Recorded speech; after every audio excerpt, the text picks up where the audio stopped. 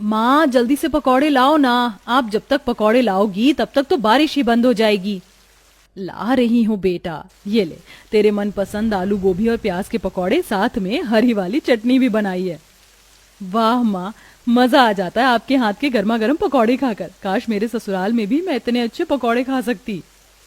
भगवान करे तुझे ऐसी सास मिले जो तुझे मुझसे भी अच्छे पकौड़े बना कर खिलाए। दोनों माँ बेटी बारिश के मजे लेते हुए आंगन में बैठकर गर्मा गर्म पकौड़े खा रही होती हैं। बारिश का मौसम शुरू हो चुका था और कुछ ही हफ्तों में वेदिका की शादी भी होती है। समय गुजरता है और वेदिका शादी कर अपने ससुराल आ जाती है। वेदिका शुरू से ही एक छोटे परिवार में रही थी, लेकिन वेदिका का ससुराल काफी बड़ा था। हे भगवान, मेरे ससुराल में तो काफी लोग हैं और इतने सारे लोगों के लिए खाना भी बहुत सारा बनाना होगा। आज तो मेरी पहली रसोई में रेल ही बनने वाली है। वेदिका मन ही मन अपनी पहली रसोई को लेकर परेशान हो रही थी कि तभी वहां उसकी दोनों जेठानियां आती हैं। भाभी, मैं अपनी पहली रसोई में क्या बनाऊं? ज्यादा कुछ नहीं, बस 4-5 तरह की सब्जियां, 2-3 तरह की अलग अलग पुलाव, बिरयानी, रायता, पराठे, सब्जी और हाँ, मीठे में रसमलाई, बूंदी के लड्डू और खीर बना देना। ज्यादा कुछ नहीं कहकर पूरे होटल का मेन्यू ही बता दिया। इतना सारा खाना मैं अकेले कैसे बनाऊंगी? वेदिका किचन में जाती और अपनी पहली रसोई की तैयारी में लग जाती है। हे भगवान, ये पूरियां तो गोल बिल ही नहीं रही हैं और ये सब्जी का तड़का भी जल गया। पहली रसोई का मतलब ये थोड़ी ना है कि कोई बहू की मदद ही ना करे। कहने को परिवार में इतने लोग हैं, लेकिन कोई भी मेरी मदद करने के लिए नहीं आया। बेचारी वेदिका परेशान होते हुए जैसे तैसे करके अपनी पहली रसोई का सारा खाना तैयार कर देती है और सबको ले जाकर परोसती है। सबके खाने के बाद वेदिका रसोई का सारा काम खत्म करके अपने कमरे में सोने के लिए चली जाती है कि तभी थोड़ी देर में अचानक बारिश शुरू हो जाती है। अरे वाह, कितनी बढ़िया बारिश हो रही है। ऐसे बारिश के मौसम में अगर गर्मा गर्म आलू की पकौड़ियां हो जाए, आहा, तो मजा ही आ जाए। जागृति, एक काम करो, जल्दी से अपनी छोटी भाभी के कमरे में जाओ और उन्हें गर्मा गर्म आलू के पकौड़े बनाने के लिए कहो।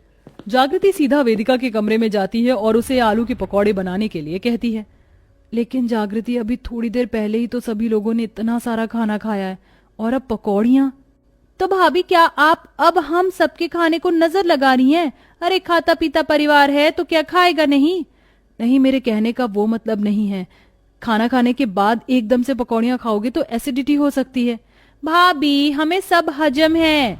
अब आप जाइए, जल्दी से गर्मा गर्म आलू के पकौड़े बनाइए। जागृति की बात सुन बेचारी वेदिका थकी हारी हालत में किचन में जाती है और 5-6 किलो आलू देकर उन्हें काटने लगती है। इतने आलू में तो कम से कम 1000 पकौड़ी बनेगी। कैसा ससुराल मिला है मेरा, तो 1000 पकौड़ी बनाने में ही हालत खराब हो जाएगी और ऊपर से कोई मेरी मदद भी नहीं करता। वेदिका परेशान होकर आलू काट रही होती है कि तभी वेदिका गलती से आलू की जगह अपनी उंगली काट लेती है। आह आह, मेरी उंगली, कितना खून निकल रहा है। वेदिका जल्दी से पानी से अपनी उंगली धोकर उसके ऊपर कपड़ा बांध देती है और अब दोबारा आलू काटकर जल्दी जल्दी ढेर सारी पकौड़ी बनाती है और ले जाकर अपने ससुराल वालों को देती है। वाह भाभी, आप तो बहुत अच्छी पकौड़ियां बनाती हैं। मजा आ गया। हाँ बहू, तू तो सच में काफी अच्छी पकौड़ी बनाती है। आज के बाद अब जब भी हमारा पकौड़ी खाने का मन करेगा तो तू ही बनाया करेगी। हे भगवान, ये क्या कर दिया मैंने, तो अपने ही पैर पर कुल्हाड़ी मार ली। बेचारी वेदिका अपने कमरे में चली जाती और ऐसे ही कुछ दिन गुजर जाते हैं। बारिश का मौसम अच्छे से शुरू हो चुका था, इसलिए अब आए दिन बारिश हुआ करती थी। बारिश के मौसम में हर किसी का गर्मा गर्म पकौड़े खाने का मन करता है, लेकिन वेदिका के ससुराल वालों का तो अब हमेशा ही पकौड़े खाने का मन करता है। चलो अच्छा हुआ मैंने आज दाल चावल बना दिए, रोटी बनाने से छुटकारा तो मिला। अब जाकर थोड़ा आराम कर लेती हूँ। वेदिका सबके लिए दाल चावल बनाकर खुश होती है और जैसे ही अपने कमरे में आराम करने के लिए जाती है कि तभी वेदिका की सास, वेदिका बहू, आज तेरे ससुर और जेठ का प्याज और गोभी के पकौड़े खाने का मन हो रहा है, जल्दी से पकौड़े बनाने की तैयारी कर ले। लेकिन माँ जी, मैंने तो सबके लिए खाना बना दिया है और वैसे भी अब खाने का वक्त हो रहा है। तो क्या हुआ, हम लोग खाने के साथ ही पकौड़ियां खा लेंगे। तो जाकर जल्दी से पकौड़ियां बना। मन तो कर रहा है कि इनकी पकौड़ियों में जमाल गोटा मिला दूं, लेकिन क्या करूं, मजबूर हूं। पता नहीं ऐसे क्या पाप किए थे मैंने पिछले जन्म में, जो मुझे इस जन्म में ऐसे ससुराल वाले मिले। वेदिका किचन में जाती और ढेर सारी गोभी और प्याज काटने लगती है। इतनी सारी प्याज काटने की वजह से वेदिका की आंखों में आंसू आने लगते हैं। मेरी आंखें अब इन प्याज की वजह से आंखों में जलन हो रही है। वेदिका हर 2 मिनट में अपनी आंखें धोती और फिर प्याज काटने के लिए बैठ जाती कि तभी वेदिका की नंद जागृति किचन में आती है। ये क्या भाभी, हमें तो लगा कि आप पकौड़े तल रही होगी, लेकिन आपने तो अभी आधी प्याज ही काटी है। जागृति इतनी सारी प्याज काटने की वजह से आंखों में बड़ी जलन हो रही है, थोड़ी मेरी मदद करवा दो। नहीं भाभी, वो क्या है ना, माँ ने कहा है कि ससुराल जाकर तो मुझे काम करना ही है, तो भला मायके में क्यों करूं? अगर माँ ने मुझे आपकी मदद करता हुआ देख लिया तो मेरे साथ साथ आपको भी डांट पड़ेगी। कैसा जमाना आ गया है, बेटी को तो चम्मच उठाने नहीं देते और बहू से गधे की तरह काम करवा रहे हैं। अपने आंसू साफ करके वेदिका जल्दी से प्याज और गोभी की पकौड़ी बनाती है और पूरा ससुराल मजे से बारिश देखते हुए पकौड़े खाता है। वेदिका, ये गोभी और प्याज के पकौड़े तो कल के आलू के पकौड़े से भी काफी ज्यादा अच्छे हैं, मजा आ गया इन्हें खाकर। बस कल से इनके साथ हरी और मीठी चटनी भी बना देना। इन पकौड़ों की जिम्मेदारी क्या कम थी मुझ पर, जो अब इन्होंने चटनी की भी जिम्मेदारी दे दी।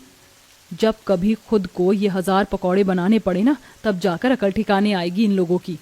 बारिश के मौसम के शुरू होते ही सारा परिवार अब धीरे धीरे तीनों वक्त का खाना बंद कर देता है और अब तीनों वक्त हमेशा वेदिका किचन में बैठे बैठे अलग अलग तरह की पकौड़ियां ही तलती है। मुझे तो बारिश के मौसम से ही नफरत हो रही है। हे भगवान, ये बारिश का मौसम कब खत्म करोगे और कब मुझे इन पकौड़ियों को बनाने से छुटकारा मिलेगा? इस पकौड़े को मिलाकर पूरी 1000 पकौड़ियां हो गई हैं। कभी कभी तो लगता है कि मेरे ससुराल वाले इंसान नहीं बल्कि खबीस हैं। 1000 क्या 2000 भी पकौड़ियां बना दो ना, तभी भी इनका पेट नहीं भरने वाला है। वेदिका अपने गुस्से के चलते कुछ पकौड़ियां जानबूझकर जला देती है और वही ले जाकर अपने ससुराल वालों को खिलाती है। ये क्या वेदिका, तुमने तो कुछ पकौड़ियां बिल्कुल जला दी हैं। क्या है ना भाभी, मेरे 2 हाथ 10 हाथ नहीं, इतनी सारी पकौड़ियां बनाऊंगी तो थोड़ी बहुत तो जलेंगी ही ना। अगर इतनी ही प्रॉब्लम है तो कल से आकर मेरी किचन में मदद करवा देना। अरे अरे, तुम तो गुस्सा हो गई। कोई बात नहीं, हम तो जली हुई पकौड़ी भी खा लेंगे, तुम्हारा प्यार जो है इसमें। मदद करने के नाम से दोनों जेठानियां चुपचाप से वो जली हुई पकौड़ियां भी खाने लगती हैं। लेकिन अब वही वेदिका की तबीयत धीरे धीरे खराब होने लगती है। रोज आधे से ज्यादा दिन किचन में गैस के सामने काम करते करते और बरसात के मौसम में भी वेदिका के शरीर में ज्यादातर जलन और घमोरी रहती है। इसी के साथ वेदिका की आंख में भी दर्द शुरू हो जाता है। सुबह से 4 बार आंखों में ड्रॉप डाल चुकी हूं, लेकिन फिर भी आंखों का दर्द कम नहीं हो रहा है। कुछ ठीक से दिखाई भी नहीं दे रहा है। ठीक से दिखाई ना देने की वजह से वेदिका गलती से गरम तेल की कुछ बूंदें अपने हाथों पर डाल देती है। मेरा हाथ, मन तो कर रहा है कि सब कुछ छोड़ छाड़ कर अपने मायके चली जाऊं। भला और कितने दिन तक ये मुझे 1000 पकौड़ियों का दर्द सहना पड़ेगा। वेदिका रोज रोज 1000 पकौड़े बनाकर काफी थक चुकी थी। इसी के साथ दिन पर दिन उसकी हालत भी खराब होती जा रही थी और आज भी वेदिका इतनी खराब हालत में अपने ससुराल वालों को पकौड़ियां परोस रही होती है कि तभी वेदिका की माँ उससे मिलने के लिए आती है। लेकिन जैसे ही मोहिनी अपनी बेटी की हालत देखती है, हे भगवान, ये मेरी बेटी की कैसी हालत हो गई है। वेदिका, ये तूने अपना क्या हाल बना लिया। आप लोग क्या मेरी बेटी का ठीक से ख्याल नहीं रखते? आप कैसी बातें कर रही हैं समधन जी? जागृति की तरह वेदिका भी मेरी बेटी जैसी है, हम उसका काफी अच्छे से ध्यान रखते हैं। अगर रखते तो आज मेरी बेटी की ऐसी हालत नहीं होती। मोहिनी इतना बोल ही रही होती कि तभी अचानक वेदिका के हाथ से पकौड़ियों की थाली जमीन पर गिर जाती है और वेदिका बेहोश हो जाती है। सभी लोग उसे जल्दी से अस्पताल लेकर जाते हैं, जहां डॉक्टर उसका काफी देर तक चेकअप करते हैं। देखिए, आपकी बेटी का शरीर काफी ज्यादा कमजोर हो चुका है, उसकी आंखें भी काफी कमजोर है। हमें कुछ दिनों तक उन्हें अस्पताल में ही एडमिट रखना होगा, जब तक वो पूरी तरह से ठीक नहीं हो जाती। पड़ गया तुम लोगों को चैन। बड़ा परिवार है, मेरी बेटी खुश रहेगी ये सोचकर मैंने इस घर में शादी की थी, लेकिन तुम लोगों ने तो मेरी बेटी को जीते जी मार दिया। बहन जी, ऐसा मत बोलिए, हम नहीं जानते थे कि दिन रात रसोई में काम करके वेदिका की ऐसी हालत हो जाएगी, वरना हम कभी उसे रसोई का काम नहीं करने देते। सबसे बड़ी भूल तो मेरी है। मैं वेदिका का पति होकर उसकी हालत नहीं जान सका। मुझे माफ कर दीजिए। आप लोग इस तरह माफी मत मांगिए, जो होना था सो हो गया। इतना सब कुछ होने के बाद भी वेदिका का जवाब सुनकर सभी ससुराल वालों की आंखों में आंसू आ जाते हैं, जिसके बाद अब सभी लोग वेदिका का काफी अच्छे से ध्यान रखते हैं और बारिश के मौसम में अपनी 1000 पकौड़े खाने वाली आदत को भी छोड़ देते हैं, जिससे अब वेदिका अपने ससुराल में हंसी खुशी रहती है।